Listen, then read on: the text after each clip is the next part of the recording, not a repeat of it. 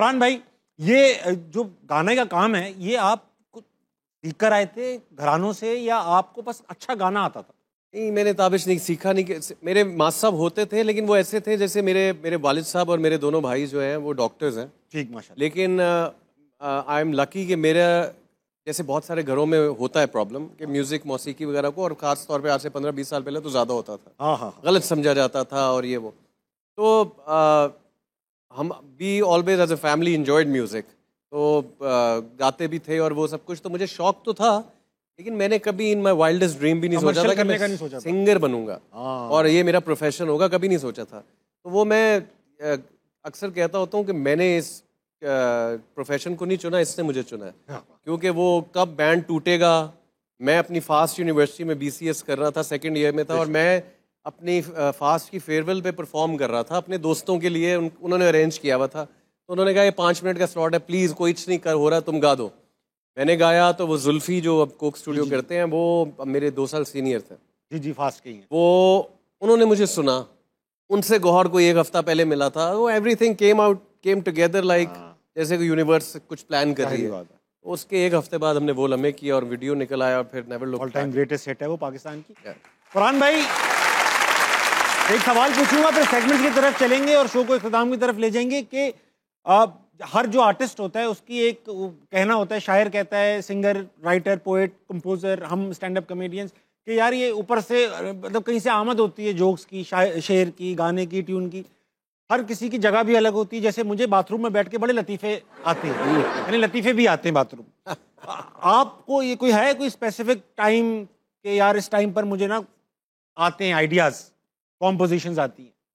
हाँ, लेकिन ये टाइम भी चेंज होता रहता है। जैसे मुझे पहले रूटीन के हिसाब से रात को आते थे, हाँ, क्योंकि लेट नाइट तक जागते थे।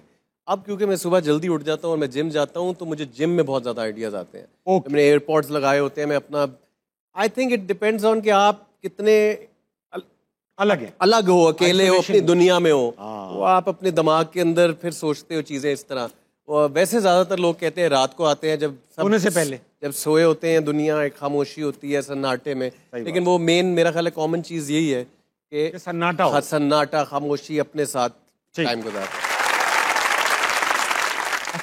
वालेकुम अस्सलाम। आपका क्या नाम है भाई? हदीका खान। हदीका, आप क्या करती हैं? मैं फिल्म एंड टीवी कर रही हूँ।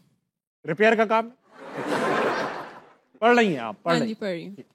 कोई काम ऐसा जो पैसे ना भी मिले तो करेंगे? मैं सोती रहूंगी पूरा दिन। क्या है तुम लोगों का? चलो सोती रहो। ये बताओ कि कोई सवाल है?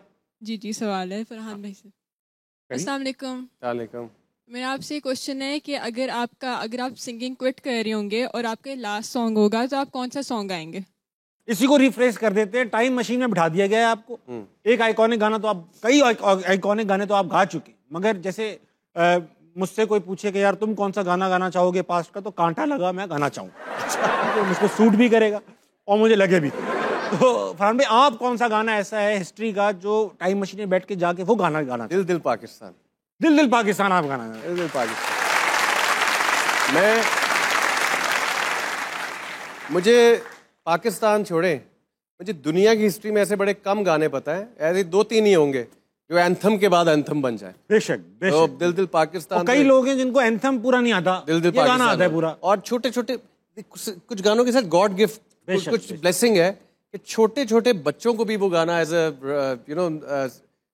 पोएम याद हो जाता है। आप क्राउड में, ये एक हमारा बड़ा जोक भी है कि जब आपको क्राउड नॉन रिस्पॉन्सिव मिल रहा हो तो हम 2 गाने कर देते हैं, क्राउड ठीक, दिल दिल पाकिस्तान, दिल दिल पाकिस्तान और एक लाल मेरी पन्नी, क्राउड उड़ जाता है। तो ये कुछ गाने ऐसे होते हैं। लेकिन अगर मुझे मौका मिले, या दिल दिल पाकिस्तान, या मेरी ख्वाहिश है मैं जिंदगी में एक ऐसा गाना गाऊं। वेरी नाइस, बहुत अच्छा चॉइस आपने चूज किया गाना।